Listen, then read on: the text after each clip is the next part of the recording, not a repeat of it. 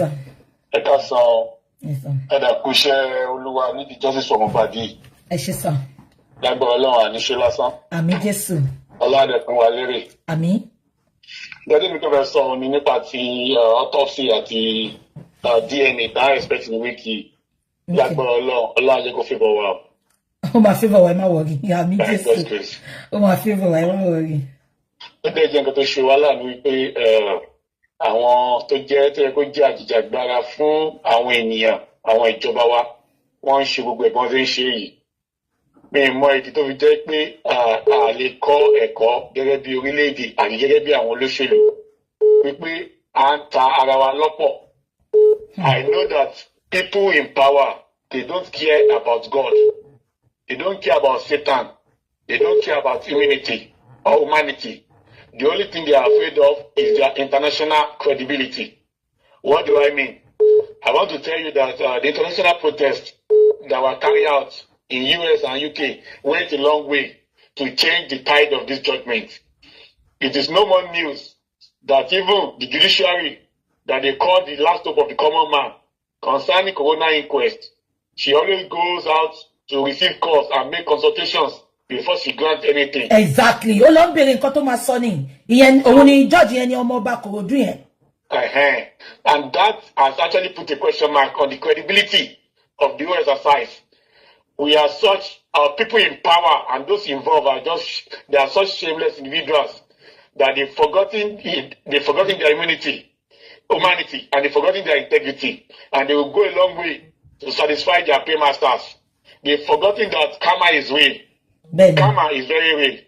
I want to let you know that these people, they purposely kept the nurse, which is a prime suspect. Exactly. Because she me pé tó bá gbé nurse síta, a béèrè lọ́wọ́ nurse pé kí ni tán ṣe pé kí ni egbò tó rí lára Mohbad, but ìjọ tó kọ́kọ́ mú nurse tí nurse dé pàǹtí.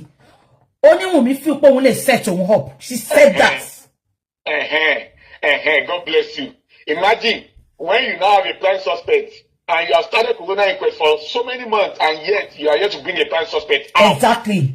Don't also forget Bukky Jesse that Wunmi has said it that she will say what by her husband after the autopsy results. So what they are trying to do is they are trying to do damage control.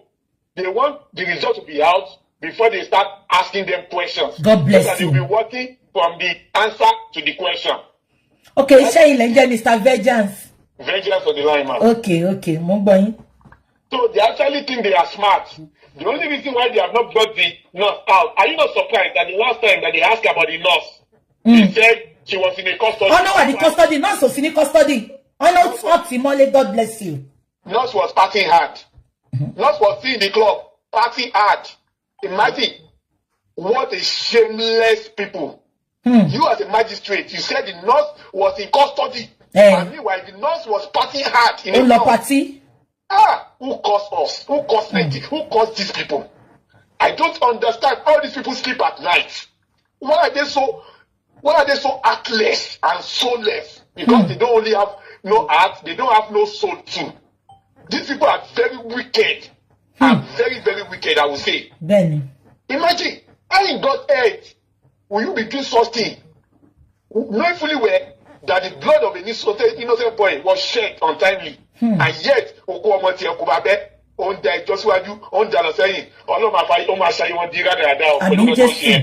telling you, the only reason why the nurse has not come is that they want to know what the autopsy result that we are going to do and the toxicology will say. Do you understand? So if he does not say any serious thing, then they can now work the nurse back to the result, so that the nurse can cover up every other thing. Don't let me fail to remind you that the reason why they said the autopsy result they did cannot ascertain what crime was because they were also trying to exonerate the nurse from this case. Ajafunyin, Uncle Vengeance, ẹ má gbàgbé pé ìgbà tí àwọn ọlọ́pàá tó sọ pé wọ́n ṣe investigation àwọn gbà yẹn, ẹ̀rọ tí wọ́n sọ pé nọ́ọ̀sì ló fún lábẹ́rẹ́ ṣe rántí tí ìyá nọ́ọ̀sì fi jáde pé irọ́ lọ́pàá mọ́mọ́ òun o. They said it now. They said, please let me also remind you, in their preliminary investigation, they read and confirmed. They said, nurse admitted that. If you go back to that investigation, that report, go and listen to it very well. Ben. they said nurse admitted that. Bẹ́ẹ̀ni, wọ́n sọ nínú investigation yẹn. Yes, tó ló pa Mohbad. Bẹ́ẹ̀ni. Meanwhile, àti gbọ́ níbi tí náà sì sọ pé Wùmí set wọn up ni. Bẹ́ẹ̀ni. Ìyá náà sì tún sọ pé kì í ṣe nǹkan tí ọmọ ń sọ pé òun kọ sílẹ̀. Nọ́ọ̀kà síta, thank you. At the end of the day, wọ́n wá wò pé tí wọ́n bá fi nurse sí orí iná pé nurse ó máa ba gbogbo kéèsì wọn jẹ́. That's why they were hiding the nurse. But God will disappoint them. Lágbára Ọlọ́run. God will disappoint them. I don't have anything to tell that nurse, but I have one word for the nurse.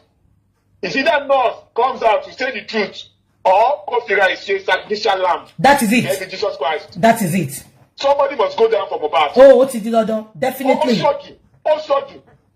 So go ẹ̀jẹ̀, go dákẹ́, kó lọ sẹ́wọ̀n instead of Wùmí, no wahala.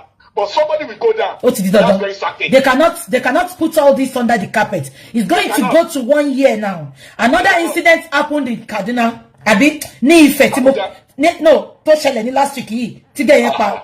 Within 24 hours, Uncle me, they found the killers. Why is it taking the police? Why is it so difficult for them to find Mohbad's killer for almost 1 year? And anytime we bring out our evidence, they try to sweep it under the carpet. Just because they are covering for the father of that boy Wunmi is having. One reach a political affiliation. You understand? One politician demand say, "Boy, man, say you the same set of people that find so many youth in NSAS protest are the same set of people to want back Mohbad. Benny. The same people, the one in camera after so many weeks after the protest, they want to do with me. See, Fashola lo saying, "Don't the camera one there. Camera is the young man saying take you for nuisance." I don't understand. Nigerians are one of the most tolerant people in the world. If this thing happen in other African countries, but God has made us very peaceful. But these Israel politicians, they are taking us for granted. Mohbad will get justice. So either not go down or we go down. That is Somebody it. will go down for Mohbad. That is they it. They cannot sweep it under the carpet. If they try to do so, carpet them and land. And me, Benny. God bless you, man. I say thank you, my brother. Thank you. Hello? Hello, Madam Bukijese. Yeah? I'm sorry that I'm calling back again. Okay. I forgot to mention something. Please, Sherry plan any buyi, Onipe, ki won si Mohbad, Wọ́n di mọ̀ pé tó má di sí Mohbad báyìí, kéèsì ti tán nìyẹn. Benny. Ẹ jọ̀ọ́, bàbá ní láti realize pé wọn ò gbọ́dọ̀ sí Mohbad o. Oh, vengeance tún padà sẹ́yìn. Bàbá lágídí bí wèrè. Oh, good. Wẹ̀lẹ́, bàbá ní àfi Olorun dúró jẹun tó bá wá gbé ọmọ òun lọ sín láì jẹ́ pé òun ní kọ́ sín. Bàbá máa sick gan. Bàbá máa burú gan. Bàbá ní agídí burúkú.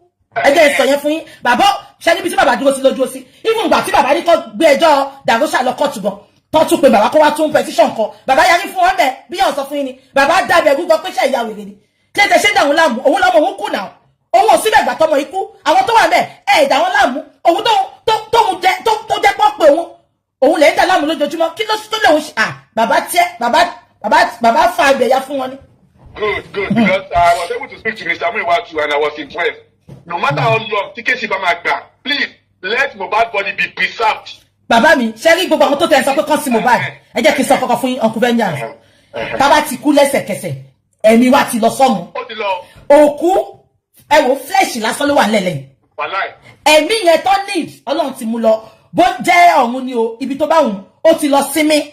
So ti bá wo àwọn tó sọ pé kán lọ sí ọmọ yìí náà, òkú ẹ̀ ráre, òkú ìyá yín ló máa ráre, ẹ̀yin olórí burúkú. Ìgbà tó ń sí ọmọ, ẹ̀ sọ pé kí ló tó ṣe tètè sí, wọ́n tún gbé jáde. Ó Wùmí, bí òkú Mohbad bá ṣe pẹ́ńtà tó làṣírí òṣè níbò. Bẹ́ẹ̀ni o, thank God, that is it. Bàbá ò sí ọmọ kẹ̀. Ọba jẹ 5 years, ẹjọ́ wọ́n písà gbogbo ẹ̀. Kò sí nǹkan tó máa ṣòpọ̀ nkú bí ẹ máa wo tí. Thank God, God bless you. Ẹ ṣé bàbá mi. Mo dẹ̀ fẹ́ kí gbogbo yín mọ̀ nǹkan kan. Ìgbà tó ń gbé Mohbad lọ, ṣé gbogbo yín rántí ìgbà tó ń sọ̀rọ̀ autopsy? Ṣé ń gbọ́ mi? Ìgbà tí wọ́n wà ní court. Ṣé ń gbọ́ mi? Tó ń show ara Mohbad. Ṣé ń gbọ́ mi? Lára Mohbad kọ orúkọ ìyá ẹ̀. Ó kọ orúkọ bàbá ẹ̀. Ṣé ń gbọ́ mi? Ó kọ orúkọ àwọn àbúrò ẹ̀. Ẹni tó bá ní fídíò yẹn lọ́wọ́, ẹ lọ wo fídíò yẹn. Wùmí tó bá show fún ẹ, bá wa gbé fọ́tò yẹn síta.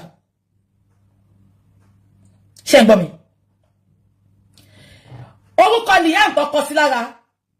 Mo ń sọ fún yín lẹ́ni pé wọ́n ṣẹ̀ṣẹ̀ kò jọ bí pé bí àgbà tó pátá o tó kọ́kọ́ dí ọ̀jẹ̀ Monday lọ kọ sí lára o ẹ̀rí gbórúkọ yẹn kò align mọ́ orúkọ tó kọ sára tí mo bá di kọ orúkọ yẹn ò align orúkọ yẹn ó yàtọ̀ pátápátá ẹ mọ̀ bí kọ́kọ́ scribble nǹkan kọ́ sáré scribble nǹkan sára ẹni tí mo bá di bá fẹ́ ya tattoo gangan tó jẹ́ ọmọ ẹ̀ gangan ó mọ̀ bí tó máa ti ya tattoo ẹ lọ wo fídíò yẹn mi mọ̀ bí agbogbo yín rí Mohbad farabalẹ̀ kọ orúkọ bàbá ẹ̀ orúkọ ìyá ẹ̀ orúkọ everybody sára ni ṣùgbọ́n àgbà tó di ti Liam bí àgbà tó ti inject ẹ̀ lọ ní kọ́ sáré kọ́ sí lára ìtorí tó bá fi ṣe evidence ó dẹ̀ bí pọ́n scribble kọ sára àyàn ni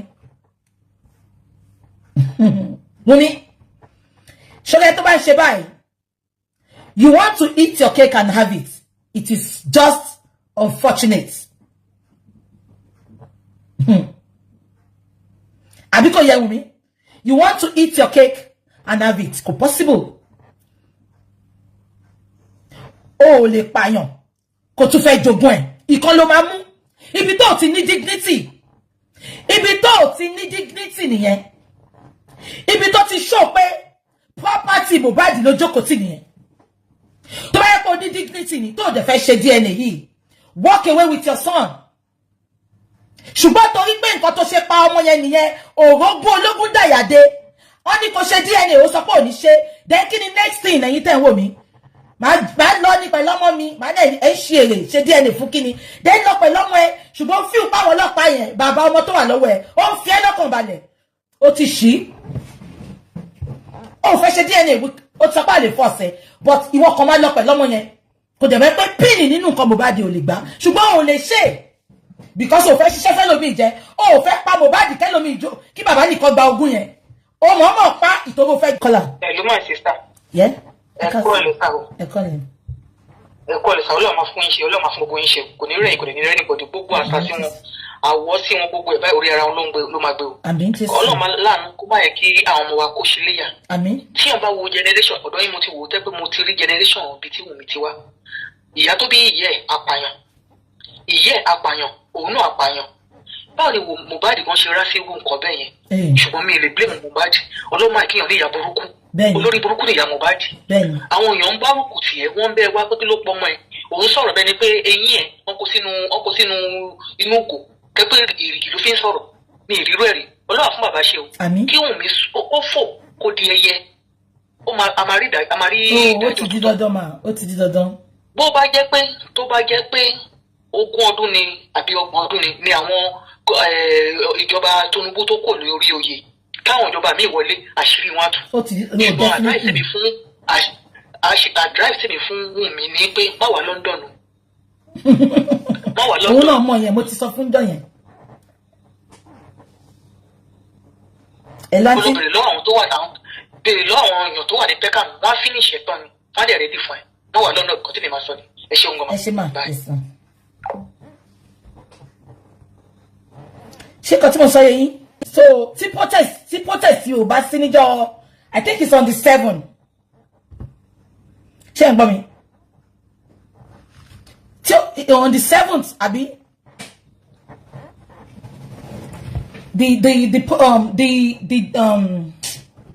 yeah wọ́n ti fún mi ní kíní ó dàbí wà ní fóònù wọ́n ti fún mi ní picture nurse yẹn tí bá ti ṣe tọ́sí máa gbé sórí kíní yẹn ẹni tó bá lè bá wa rí address ẹ̀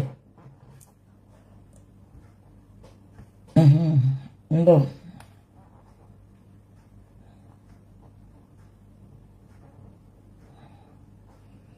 Wọ́n ti fún mi ní picture ẹ̀ òun ni ń bọ̀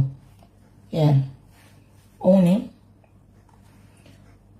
ṣẹtiri nọ́ọ̀sì alábẹ́rẹ́ ikú nìyẹn gbogbo bàtọ́ ti mọ́lé ní pàǹtí náà ó ń pín òbò kiri inú pàǹtí ni ọlọ́pàá kan ló máa gbé lẹ́yìn ọlọ́pàá kan ló máa gbé níjọ́ kejì òbò ẹ̀ báyìí wọ́n gbé gbóná nù pàǹtí ni òun nìyẹn Fèyí Ṣará nìyẹn ṣẹtiri máa gbé fọ́tò ẹ̀ síta àti fọ́tò ìyá ẹ̀ ẹni tó bá lè fún wa ládírẹ́sì ẹ̀ a máa fún ní 1 million ṣé ń gbọ́ mi òun nìyẹn kí mo fẹ́ sọ tí kò bá sí protest on the 7th ni on the 7th ni inquest, yeah. Tí ó bá sí protest. But the protest bá wà. Mo gbà tó máa fi sí. But let's keep our fingers crossed. On the 7th, only protest. Sorry, only inquest. 7th, which is, I think that's Wednesday, Abi. Today is 5th, Abi. Yeah. Yeah, I'm going to post it. I will post it when I finish here. My post picture. So on the 7th, ni inquest. So we will continue from there. Ẹ jẹ́ ká lọ sí inquest. O possible me more. Me more. Bóyá autopsy ti ready. Àbí kò yé yín? Me more bí autopsy ti ready. Àbí kò ti ready. Ṣé kò tí mo sọ yé yín? Mbo.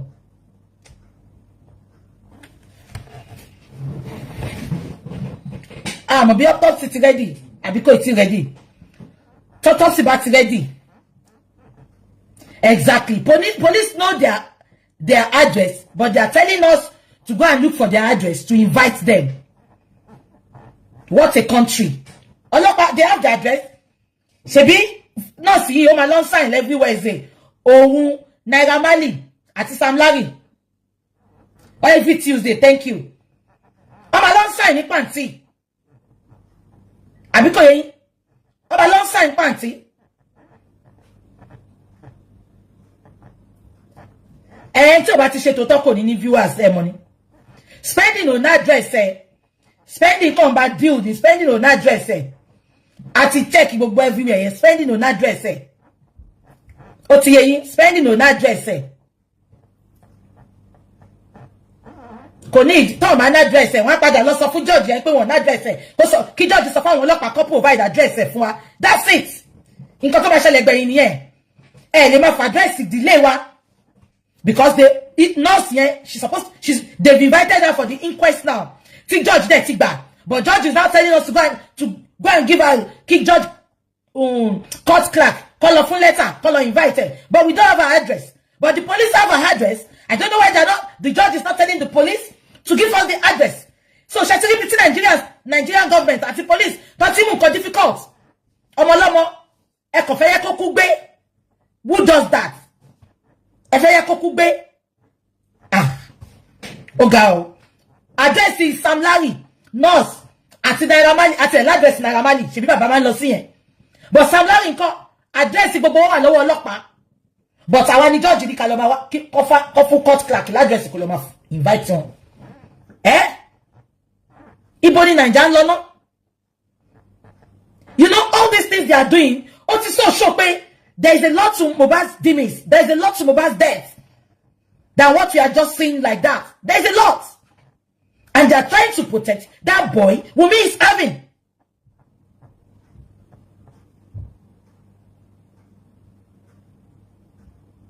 No, the lawyers, Baba lawyer will fail you. Emma worry. Until more come me ta ma ṣe. Èmi kàn jẹ́ kẹ́ money. Kò ṣe pé wàhálà náà dákẹ́ o. That is what is going to happen. But there is a protocol for that. There is a protocol for that. Yes. Nǹkan tó ma ṣe fún gbẹ̀yìn nìyẹn. Tá bá address lawyer man on a put me to ba nǹkan tó lọ pé on a put ẹ wọlé, they will declare wanted. That's it. Ẹ̀yẹ wo nǹkan tó ṣe fún Prime Boy.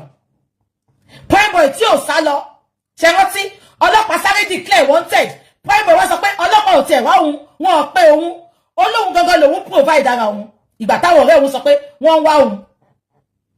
Wọn ò pé Prime Boy, wọn ò interview Prime Boy, wọn ò invite, wọn kàn sáré lọ gbé wanted sí gbogbo blogs. But nọ́ọ̀sì ta wá ń sìn. Nọ́ọ̀sì ta need address Oni kaloma wa address fúnra wa. But ta bá gbogbo kúkú, táwọn bá gbogbo kúkú, àwa náà gbogbo sísìn. Àbí nǹkan tí mo sọ yé yín. Nǹkan tí judge máa ṣe eventually nìyẹn. Ó máa gbé ìkọ̀kọ̀ wọlé láti gba order láti declare wanted.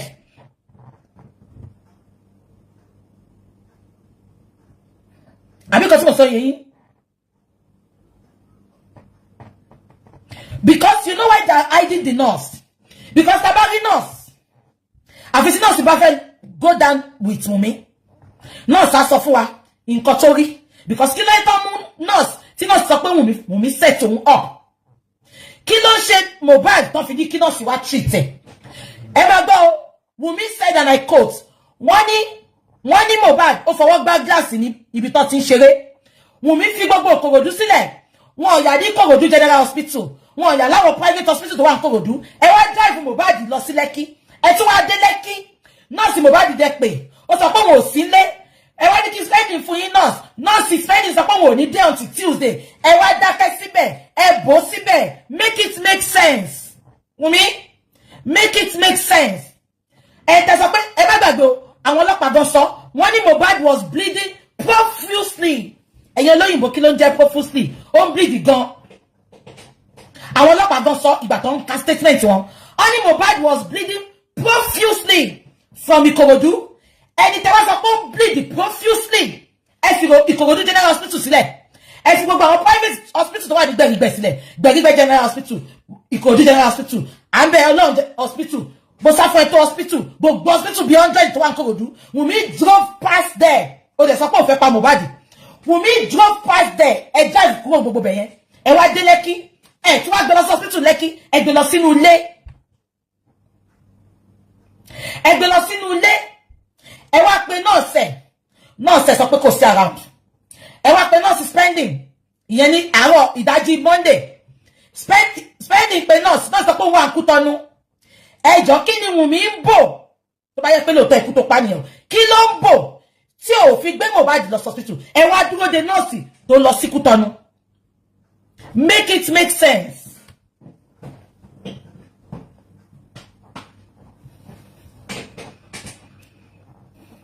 abẹ́ ẹ̀gbọ́n mi ẹ wọ́n mọ̀ nǹkan tó wá ń ṣe ń sìn àti Wùmí àti ìyá Mohbad àti àdúrà nǹkan kan ní máa kọ sọ fún ẹ tí ò bá ro nǹkan kan ro ọlá ẹ̀jẹ̀ àti ikùn tí wà tí Mohbad ti jáde ro ọlá pígbà tí Mohbad kú ó kọ orúkọ ẹ níbi tó nífẹ̀ẹ́ yín dé as family ó kọ orúkọ ẹ sí ara ẹ mọ̀ kọ́ tó tún ṣe ìgbà tí bàbá dé police station last time wọ́n béèrè lọ́wọ́ àdúrà pé ìgbà tí nọ́ọ̀sì wá ibo ni àdúrà wà ṣé gbogbo yín rántí kí ni Wùmí sọ tẹ́ bá rántí Wùmí sọ pé òun ń ṣe fried rice ní kitchen wọ́n tún ti yí ń sìn wọ́n ní àdúrà Wùmí ò ṣe fried rice àdúrà ń ṣe noodles gbogbo noodles ẹ rántí gbogbo noodles tó sọ pé Wùmí máa ń ṣe fún Mohbad tó máa ń jẹ wọ́n ti yí ń sìn wọ́n sọ pé àdúrà ló máa ń ṣe noodles fún Mohbad wọ́n ṣà ń lo gbogbo àyínkíyínkín ìyẹn lọ tún sọ́ọ̀sìn wọ́n ní àdúrà ló máa ń ṣe noodles fún Mohbad wọ́n ní kò ṣe Wùmí ẹ wo gbogbo nǹkan tó ń cover wọ́n ní ẹ bèrè wọ́n ní àdúrà ló máa ń ṣe oúnjẹ fún Mohbad so kí ni Wùmí tí ara sọ yẹn àdúrà ló máa ń gbọ́ nǹkan sínú nǹkan fún ẹ̀gbọ́n ẹ̀ àdúrà náà fàyà rọ because of nǹkan tó ti promise ẹ̀ àdúrà sórí pé Mohbad kú tán kí ògùn ẹ̀ tó yọ àdúrà Mohbad tó morí kọ gan kò lálùyọ ìgbà tó wà láyé bó ṣe morí kọ tó bá tí Wùmí bá ń tàn ẹ́ pé ìwọ ló máa kí ẹsẹ̀ bọ bàtà tí Mohbad kì í sílẹ̀ ó ń tàn ẹ́ nì èmi sọ fún ẹ àní fún wa ní kí lè máa fún wa ní freestyle kan àdúrà tó bá ṣọ́ fún ẹ àdúrà sórí gbogbo èyí tí Wùmí sọ fún ẹ owó tó máa ná yẹn á tàn sórí owó tó máa gbà lẹ́yìn tó bá rí justice fún Mohbad owó tí Wùmí ń promise ẹ ó kéré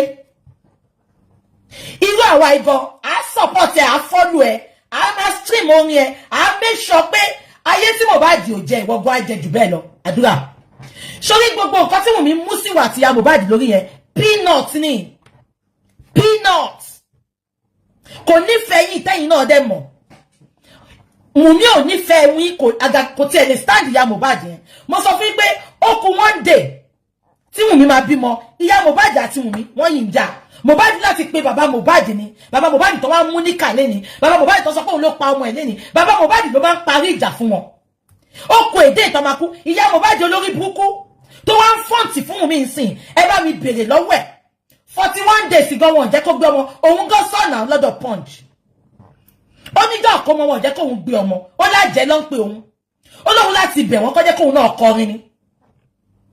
Òun gangan confirm ìgbà tó lọ bá Punch sọ̀rọ̀. Only 41 days after, wọ́n jẹ́ kóun fọwọ́ kan mọ́ ọgbọ́n òun. Gbogbo ilé ìtawà rí Wunmi àti ìyá Mohbad kan ṣe koríko sún ìsìn is just because they are covering something up. Èmi dẹ̀ sọ fún wọn lẹ́yìn nǹkan tó pa wọ́n pọ̀ ló máa tún wọn ká. Ẹ lọ kọ sílẹ̀.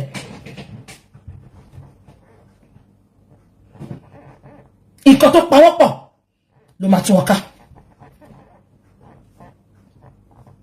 Ìyá Mohbad disappoint Mohbad ìgbà tó wà láyé. Mohbad tún kú tán. Ta ni ò bá front justice for Mohbad ká máa tẹ̀lé lẹ́yìn. Mohbad tún kú tán. Ìyá Mohbad tún deny yẹ nínú sáré. Gbogbo ìgbà tó tẹ̀ síbẹ̀ fọmọ yẹn. Fi eléyìí ṣe compensation fún pé mo síbẹ̀ Mohbad. Mo deny yẹn, mo disappoint ìgbà tó wà láyé. Ṣùgbọ́n ìgbà tó kú yìí, nǹkan tí mo ṣe gbà yẹn, let me make up for it now. Ṣùgbọ́n kàkà bẹ́ẹ̀, reverse is the case. Ó support Wunmi. Ṣé jẹ́ ẹni Wunmi ni? Wunmi tó jẹ́ pé Karimo gan tó jẹ́jẹ́, ó deny yẹn, ó denounce ẹ̀. Ìtorí ìjẹkújẹ, ìtorí peanut, ìyá Mohbad. Olórí burúkú ẹ̀. Mohbad ò tí pé 6 months. Wunmi ṣe birthday. Ìyá Mohbad wá fi ẹ́ sí kitchen. Ó ṣe ayé ó wá fún ẹ́ chapman. Ẹlẹ́nu asín Bella Shmurda gan ṣe birthday. Olówó tó bá fẹ́ ṣe party ẹ̀ ní hall. Bella Shmurda is up to it. Ó lè ṣe party ẹ̀ ní hall. But ṣe Bella Shmurda kò ṣe party ní hall. Inú ilé ẹ̀ ló ti ṣe kó jẹ́ pé wò. Wunmi tí Mohbad kú tó pa husband of your youth kú Wunmi. Kò ìpé 6 months ó ṣe party aláriwo. Ó gba hall. Gbogbo ayé ló pè síbẹ̀. Ẹlẹ́nu asín Bella Shmurda gan ṣe birthday fún ọmọ ìpọ́dún kan. Inú pálọ̀ ẹ̀ ló ti ṣe gbogbo yín lẹ́rí. Àwọn tó kàn súnmọ́ wọn ló pè. Kò pé gbogbo àwọn celebrity síbẹ̀, kò pé anybody. Ṣùgbọ́n Wunmi tọ́kọ ẹ̀ kú. Because Bella Shmurda understand the assignment. Ọmọ ìpáyé máa sọ fún mu pé ṣèbọ́ ó sọ pé ọ̀rẹ́ ẹ̀ kú ni. Inú ilé ló ti ṣe party yẹn. Ṣùgbọ́n Wunmi tó ń sáré kiri lójoojúmọ́, husband of my youth. Me expect Wunmi kó ti máa lọ sí platform to platform. Kó lọ máa ṣépè, kó lọ máa parọ́ oríṣiríṣi. Me expect kí Wunmi yìí mọ bí tí fóònù wà. Ká máa rí Wunmi kó máa sọ pé pẹ̀lẹ́. Ṣùgbọ́n Karimo ẹ̀gbọ́n ẹ̀gbọ́n ti sọ. Ó nígbà tí gbogbo wa ń dárò Mohbad. Ó ní Wunmi ò mọ̀ ní Mohbad. Ó ló máa ṣe kọ́nà yánmọ́yánmọ́. Ó máa make up, ó máa jáde lọ. Karimo sọ̀nà. Ó nígbà tí Mohbad kú tí gbogbo wa ń mọ̀ ọ̀nà ẹ̀gan. Ó ní Wunmi ò mọ̀ ọ̀nà.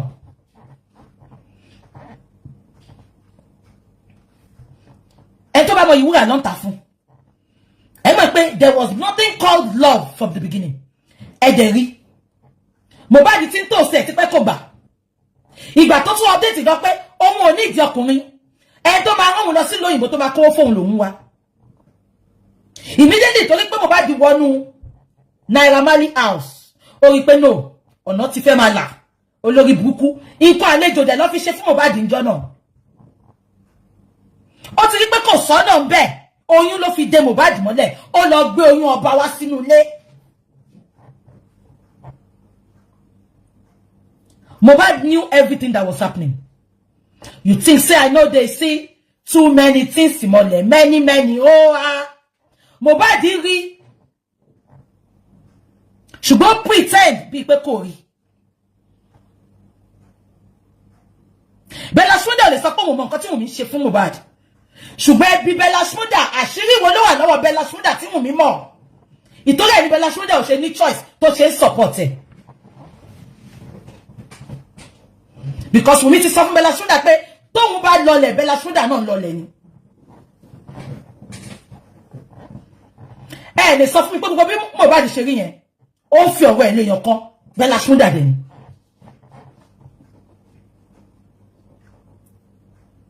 Àbẹ́ ẹ̀gbọ́n mi. Mohbad saw a lot. She was trying to say it, people are not listening. That is why he's putting it in his music. Ojú ọmọ yẹn rí. Tó bá yẹ pé Ọlọ́run lè dáwọ́ ago padà sẹ́yìn ni. Kó fún ní ẹ̀mí yẹn padà kó wá sọ nǹkan tí ojú ẹ̀ rí.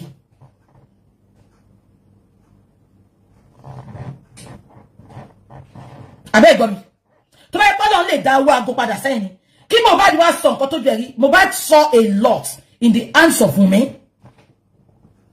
Ẹ jẹ́ ká wò báyìí Ọlọ́run ṣe kà. Tó bá pé wọn Wunmi mọ́ ni. Kò ní máa face gbogbo attack tó face. I'm telling you from the place of truth. Tí Wunmi bá mọ́ tó dẹ̀ ṣe dáadáa pẹ̀lú Mohbad láyé. Kò sí rọ́tẹ̀ lè má pamọ́.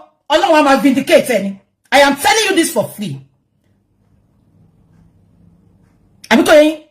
Tí ọwọ́ Wunmi bá mọ́ sẹ́, kò ní máa fò from pillar to post. Kò lọ máa exonerate rẹ̀. Ọlọ́run á jà fún. But the more tó ṣe fẹ́ exonerate rẹ̀, the more làṣírí ẹ̀ ń tú. Nǹkan tó fojú Mohbad rí ló ń lọ Ọlọ́run yẹn. Gbogbo fídíò wèrè tó ń gbé síta, ipò wà tí Mohbad, àwọn close. Is that the definition of closeness for me? Ṣé definition of closeness ló ṣí fídíò tó ń gbé síta yẹn? Mohbad ti sọ náà. Ó ní gbogbo fídíò yẹn, òun ló fẹ́ máa jù síta tó bá pa mí tán. And nǹkan tí Mohbad sọ ó ń ṣẹlẹ̀ lójú wa náà. Mohbad said it. Ó ní gbogbo fídíò tó ń kójọ yẹn, òun ló fẹ́ máa jù síta. Ẹ̀jẹ̀ rántí bá ṣe ní Mohbad kú, fídíò ọwọ́. Later lọ sọ pé ọwọ́ yẹn ló fi gbá window glass o. Ó bẹ̀rẹ̀ sí ju fídíò. Mohbad ti sọ now. Why are we sleeping on it? Mohbad ṣe gbogbo fídíò yẹn ló fẹ́ gbé síta tí bá kú tán. À ń sọ̀rọ̀ náà. Ibo ni driver tó drive wà.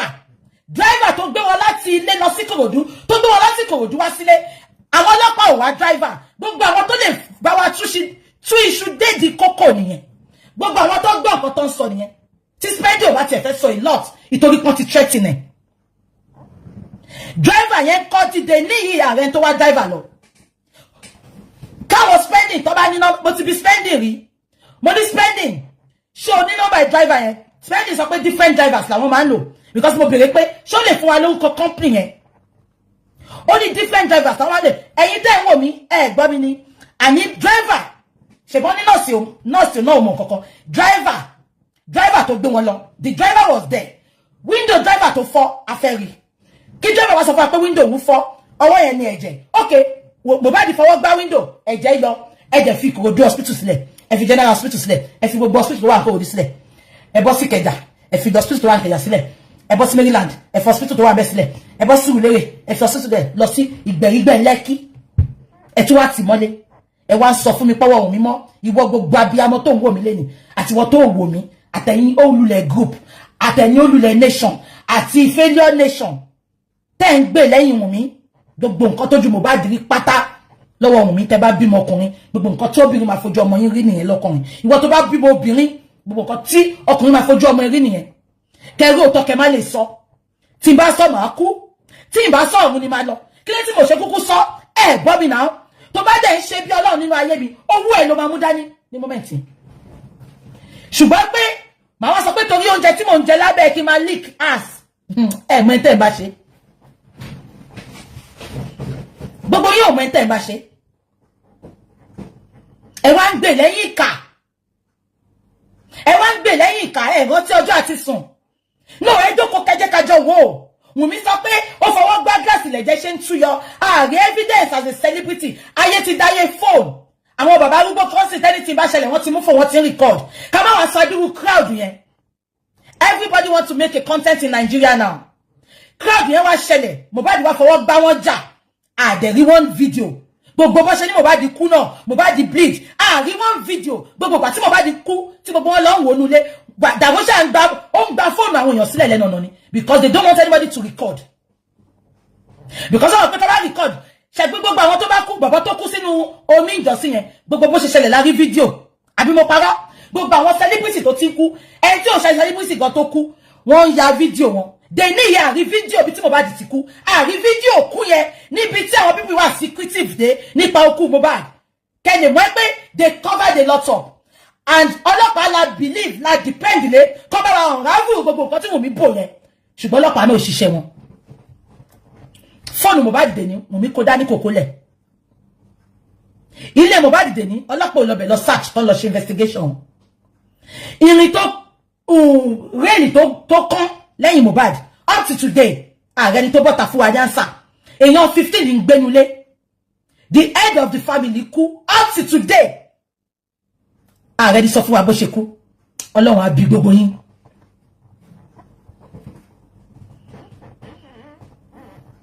Ọlọ́run á bí gbogbo yín èèyàn 15 kí láǹfààní pé gbogbo yín kó èrò sílé mo máa sọ fún yín justice for Mohbad kò ṣe pé kẹ́kọ̀ọ́ máa wò kẹ́ máa wò fèyí kọ́gbọ́n ló jẹ́ fẹ́mi àti yín kí láǹfààní pé o kó gbogbo family mọ́ra tó kó wọn sílé tí eléyìí wá ṣẹlẹ̀ tẹ́ẹ̀lì ríyàn kan dìde kó jà fún yín.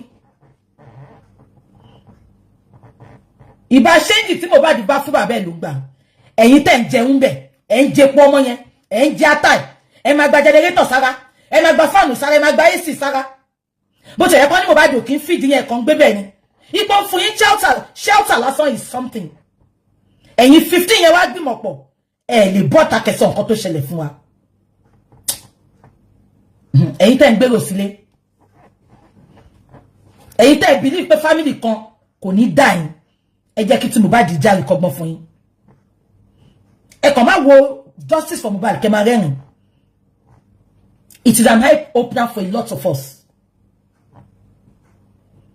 abẹ́ ẹ̀gbọ́n mi it is an eye opener for us fine mo gbọ́ pọ́n ní Wùmí ó burú gan nǹkan tó bá fẹ́ ni Mohbad gbọ́dọ̀ bá fẹ́ tó bá ní kí Mohbad lé ẹni nísinsìnyí ó máa lé but having said that gbogbo yín tẹ̀ ń bá Mohbad pé ẹ̀rí irú èèyàn tí Wùmí jẹ́ kí ló máa tèkì yín láti lọ bá bàbá Mohbad kẹsàn gbogbo ẹ̀ fún ọ kẹjọ máa dọ́gbọ́n tí ò bá ṣe pé Naira Marley ṣe ń gbọ́ tí ò bá ṣe pé Naira Marley ó pe bàbá Mohbad gan pé Mohbad ò ní account ọmọ Yorùbá má ní account kankan Naira Marley ló pe bàbá pé ọmọ yóò lè máa ṣiṣẹ́ dànù owó tá à ń sọ fọmọ yìí kò ní account tá à ń sọ sí account ya Wùmí àtàbúrò ya Wùmí àti account Wùmí làwọn ń sanwó fún to the extent pé tí Mohbad bá fẹ́ sanwó fún yàn paid by Wùmí ló máa ń kọ sí. ṣé gbàdúrà kẹ́ ní ọmọ 26 years old ìlú tí mo wà yìí lásán ọmọ 10 tí ní account ọmọ ń fáwọn ọmọ lówó kan £250 tán bá ti bímọ ọmọ ní kẹ́ lọ ṣe account kẹ́ lọ fi check yẹn síbẹ̀ tọmọ bá pé 18 ló lè gbà so ọmọ mi ti ní account láti ìkókó tán ti bí ọmọ 26 wá wà ní Áfíríkà kò wá ní account ní jẹ́tẹ̀jì tó di musician celebrity kó má ní account kó jẹ́ pé ìyá ìyàwó àtẹ̀gbọ́n ìyàwó àtàbúrò ìyá ìyàwó account wọn ló ń sanwó sí Wùmí mo fẹ́ kó make sense bó ṣe máa ṣe oríire tó máa kúkú ikú rẹ̀ ní orílẹ̀-èdè ayé yìí.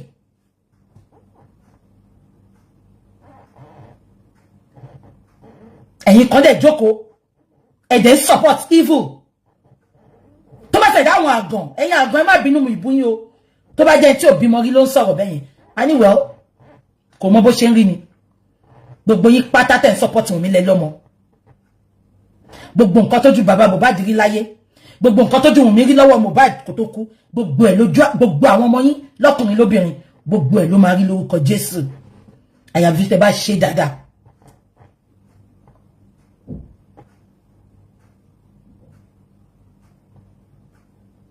Just because many of you wanted the fame, just because you wanted traffic, just because you want to make money, you are not saying the truth. Báwo lẹ ṣe ń sùn? Ni mo bẹ ṣe ń sùn. Knowing very well pé I don't know. Tó yẹ pé ìlú ta ti ní ọlọ́pàá tó dá ni. If we come from a country that works very well, a máa ti gbàgbé pé Mohbad kú. Abẹ́ gbọ́ mi. Àní fóònù tó fi wádìí ẹni tó pa èèyàn ní Òṣogbo. The phone led them to the killers of that guy. The phone led them to the reason for the killing of that guy. But that phone, lọ́wọ́ Wùmí, àrí phone Wùmí kó gbogbo phone mẹ́tẹ̀ẹ̀ta. Ọlọ́pàá wá sọ fún mi pé àwọn ń ṣiṣẹ́ àwọn. Ṣùgbọ́n ẹ̀yin ọlọ́pàá tí ilẹ̀ ṣe o. Èmi ò retí justice lọ́wọ́ yín ná. We are going to the higher court anyway. We'll be going to the higher court. Àdé lọ́wọ́ ìjọ wa ń bẹ̀. Tọ́lọ́pàá bá fẹ́ ṣe tiẹ̀ ṣá. Mo ṣàmì pé wọ́n lè bribe gbogbo judge ṣá. Àbí tọ́ bá tẹ̀ wá bribe wọn. Ọlọ́run á lo ìkan fi ṣiṣẹ́ fún wa nu wọn. So bí ṣe máa sọ fún yín, if you don't see me outside, kò ṣe pé mo relent, kò ṣe pé mo wà interested in justice for Mohbad, please. It's probably pé mo ń ṣiṣẹ́ àbí pé mo kàn wò pé there's nothing to talk about. Or kò jẹ́ pé ó rẹ̀ mí. Bí eléyìí tẹ́gì láti jọ ó rẹ̀ mí ni. But I don't want to be updating all the time. Pé ó rẹ̀ mí. That is my own cup of tea. Ṣóyé yín. So tẹ́ bá ti rí mi, ẹ má worry. Ṣé nǹkan tí mo sọ yín, tẹ́ bá rí mi, ẹ má worry. Tá bá lọ sí quest yẹn, tá bá dé, anything tó bá sọ ńbẹ̀, àwa analyze ẹ̀. Ṣé nǹkan tí mo sọ yín. Tó bá dé ṣe quest náà. Tó bá yẹ pé because court lọ by right, court lọ gbọ́dọ̀ ti ka autopsy result yẹn. Wọ́n lè ka lẹ́yìn, wọ́n lè ṣì anybody lẹ́yìn. Ṣé nǹkan tí mo sọ yín. So no uniform kọ́. Èmi wọ uniform lọ síbi iṣẹ́, uniform kẹ̀. True religion t-shirt tí mo wọ truly ni true religion ni. Èmi wọ uniform báwo. Ṣé nǹkan tí mo sọ yín. So if you don't see me, don't panic. Fine, thank you to everybody that is checking on me. Ṣóyé yín, but it is just because mo ń ṣiṣẹ́.